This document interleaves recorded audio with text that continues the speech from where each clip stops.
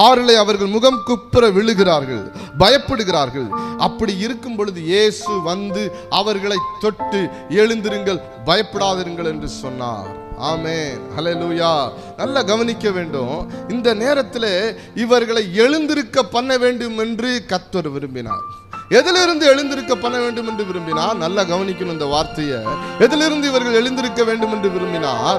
ஒரு மகிமையின் தரிசனத்திலேயே அவர்கள் தங்களை முழுவதுமாய் அர்ப்பணித்து அந்த மகிமையின் தரிசனத்திலேயே தங்கி விடுவதற்கு அவர்கள் விரும்பின பொழுது கர்த்தர் இடைப்பட்டு சொல்லுகிறார், இந்த மகிமையின் தரிசனத்திலேயே நீங்கள் தங்கியிருப்பது சித்தம் அல்ல, நீங்கள் எழுந்திருக்க வேண்டும்.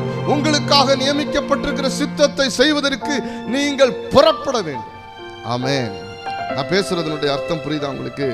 ஆமென். குமாரன் இந்த மகிமையின் தரிசனத்திலேயே தன்னை விட்டு கொடுப்பதற்கு இந்த பூமிக்கு வரல.